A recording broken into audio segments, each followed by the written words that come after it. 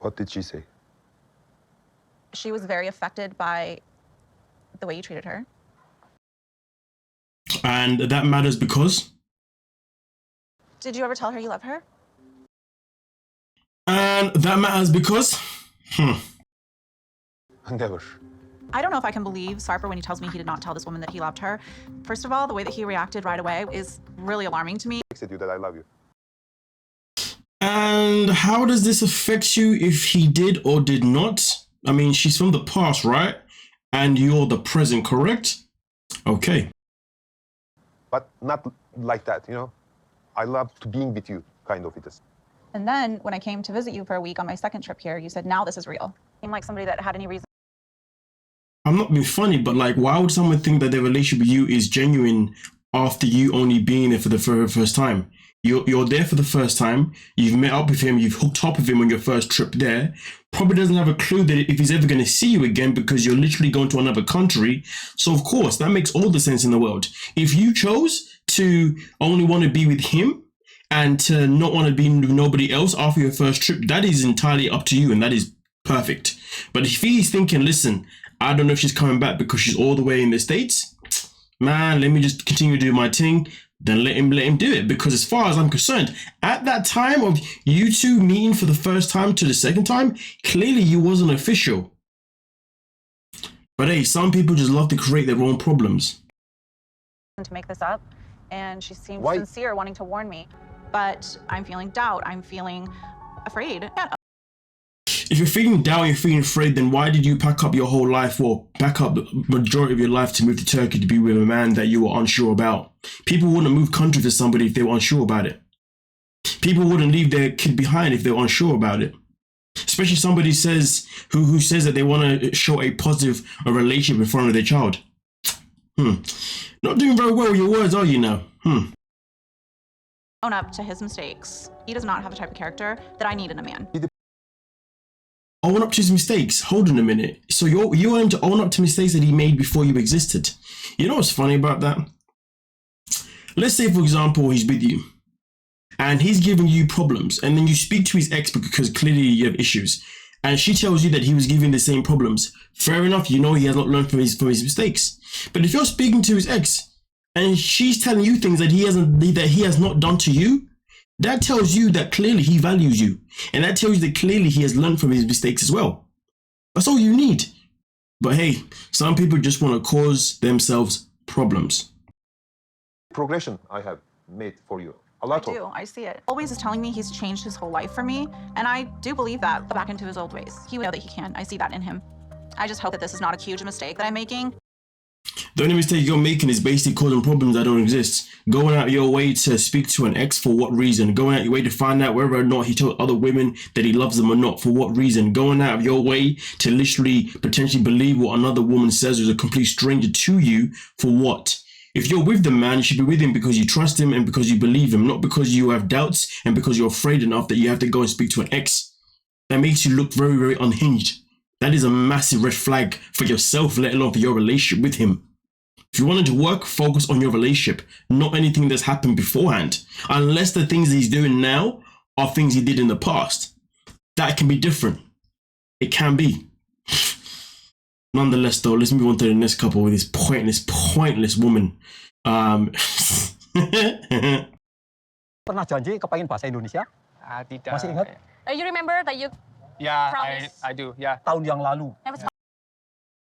I mean, to be fair, in his defense, like, he met the family 5 years ago, okay? But since then, they've been in America. He probably thought he's never going to go back to Indonesia anyway, so what was the point of learning the language? I'm not saying that's a good excuse, but also on top of that, he had to work on make sure he could provide for his woman because she couldn't work, at least for the first year or two or whatever it took for her to get a visa. And I don't even know if she even ended up working in the first place in America. So he had obviously had to do a lot of things. For him to find time to be there for his woman, also work, amongst other things, to learn the language in that time, I can't imagine how hard it would have been. Do you know what I mean? To find the time and space. But like I said before, I personally will say this. If I know that I'm probably not going to come to a country anytime soon, I know I won't be putting effort into learning the language because that's a lot of time, you know, it's a lot of effort. So, you know, I don't think it's fair to question him as if as if he's done wrong, if you know what I mean. But anyway, we continue. 5 years ago. Too long. Too long. So we'd have to sell how many banana chips to make what we need to make? I don't know. But those are things we really need to figure out because we can't just live at their house and not ever make money. You gotta love these two, right? They literally moved to another country with no plans whatsoever about their future financially. Pfft. Talk about healthy mindset. $100 a month. That's gonna just wipe us out real fast. To come here with at least $10,000 in the bank. And that would have lasted us at least 2 years. But our car before we left broke down. Yeah, their car broke down. I mean, listen, coming there with 10K to last for 2 years, that would have been ideal. I ended up getting stuck with an $8,000 bill in a. So here's the thing, boom. They didn't both have to move straight away, okay? Obviously, he followed, I think, about a month later. But to be honest with you, once she moved back to get the medical care that she needed, he should have stayed in the States for as long as he needed to until he was able to save the money that he needed to obviously, be able to survive. But, their cargo issues, they hit with AK debt, and they're still paying until this day. Which, listen, if that's the case, then their move back to Indonesia just wasn't a good plan in general. Maybe she should have just gone back home, got the care that she needed, and then came back to the States. And then they could have stayed there for maybe another year or 2 or 3, whatever, to then obviously pay off the debt they have. And also on top of that, to make that money that they need to last them when they move to Indonesia. But instead of doing that, they have literally decided to bounce all the way to Indonesia with literally no financial plan. And that is stupid as hell. He wants the dad to respect him. He wants the dad to continue liking him. But how are you going to do that if you promise her father that he's going to look after his daughter financially, amongst other things as well? What a clown. It's a bit like Kobe. He makes promises that he can't keep. Difference is he's far worse. Really bad spot. Is that even something that we could make here? $700 a month, especially selling banana chips for your dad. You don't want to tell my It's not that I don't want to tell them. I just don't want to rush into everything so fast. And let's not forget, when it comes to the family, usually if you work with the family, you don't get paid. Yeah. Anyway, with that being said, now they're having a conversation regarding telling their parents that they're there to be, now they're having a conversation regarding the fact that they are there to be Indonesian opponent bases and about when to tell her parents. Too tired. I want to at least have a couple days to rest before we But that's have the this. thing, like, we give them like a good news. Why we need to wait? We're moving. I think we can try to talk to them tonight. I mean, listen, I strongly agree. There's no point of, we're wasting it. There's no point of waiting, like, why wait? You know what I mean? Let them know the news that you're staying. And hopefully from that situation, they can then talk about the finances and then maybe the dad will help them out. But it's kind of crazy though, right? Because their relationship kind of gives me a vibe of Brandon and Mary a little bit, moving to another country, or the American moves to another country with no financial plan whatsoever. And the girl he's with, she's just winging it because her life in her country has always been about just winging it. Which, listen, it worked for some people, but it doesn't work for others. You know what I'm saying? I really don't know how these two are gonna make this thing work, but I am quite invested in their story to see obviously how they make this all work out. Because boy, when I look at it, I'm thinking, man, you two have really shot yourself in the foot. But I guess we have to wait and see. But nonetheless, though, if you have any comments regarding James and Natalia, please do let me know in the comment section. But hey, let's move on to the next couple. Yes, I'm excited to see you. Just want to go. We can't. We have to get 2 taxis. You're not happy? No. It makes me sad. Why? You have no reason to be sad. I'm here. Styler is one of a kind. Can't even turn up looking excited to see her boo. I wish you was a little bit more excited to see me, if I'm being completely honest. I am excited. I just don't have energy. My battery level was so low. I would still be excited to see you. I would still want to hug you and, smile, and we're just obviously very different in that respect. I'm not going to try to force myself to fake it. I mean, listen, fair enough. You don't want to force us to fake it, and I respect that, because I know I wouldn't want to do the same thing, you know what I mean? But damn, Styler really knows how to really kill the mood, I mean, listen, to be honest with you, generally speaking, if you haven't seen your partner in a while and then you fly to see them, regardless of how tired you are still going to be excited to want to give them a cuddle, give them a kiss, you know what I mean? You're not going to be so freaking flat. But hey, it is what it is.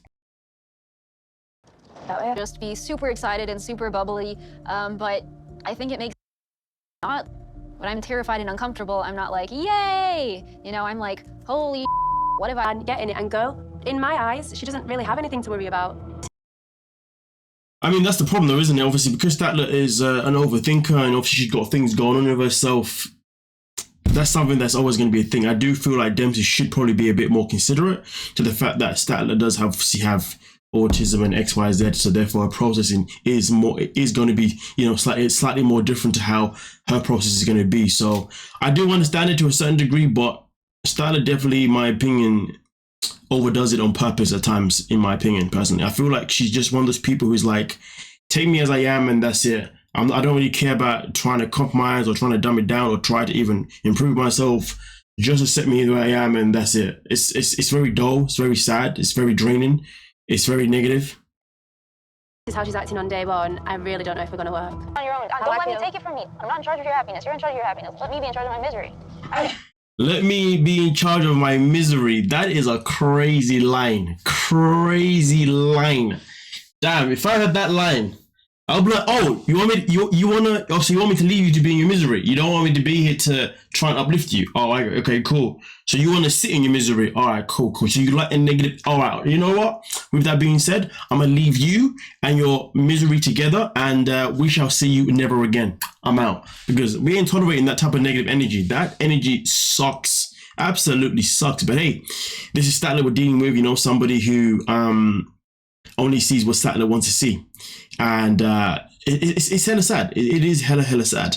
Now, bear in mind, it hasn't really come out that Dempsey does cheat on Statler, and you wonder why. I'm not saying that cheat on Statler was a good thing, you know what I mean, or in general, it's just what I'm saying. But sometimes when you hear people's stories about why somebody cheated on them, you kind of look at them and you be like, it makes sense now why they did.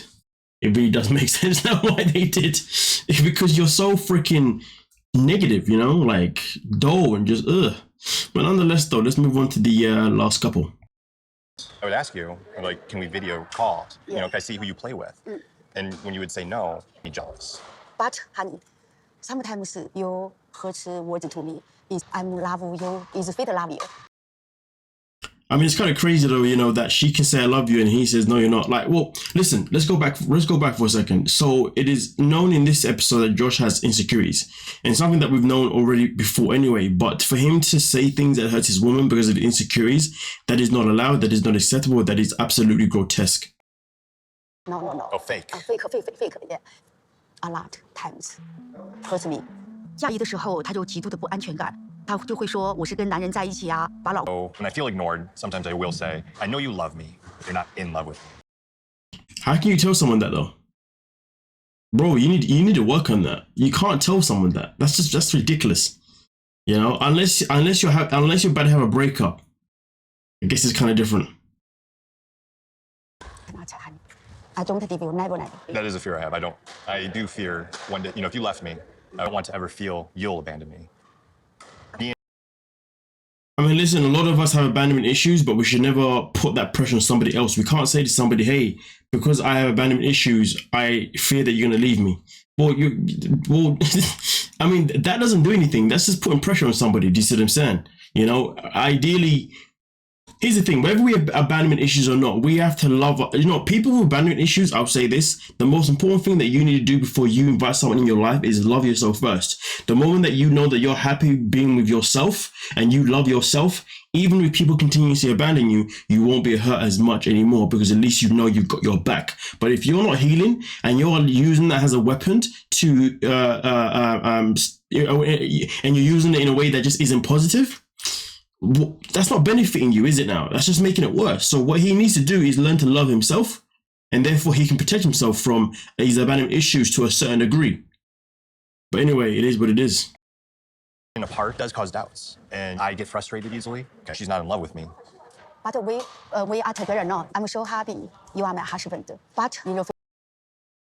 Well, hopefully in the future he won't say any words that are unnecessary towards obviously Lily, you know what I mean? And hopefully obviously things can work out for them moving forward. But hey, man, listen, at the end of the day, I don't believe people should ever use their trauma to trap someone or to use their trauma to get someone to sympathize with them or to kind of put pressure on that person to not want to leave that person or to make that person afraid to want to leave you. Or most importantly, when people use trauma as a weapon, you're basically making the other person feel as if they are now walking on eggshells, and that is not healthy.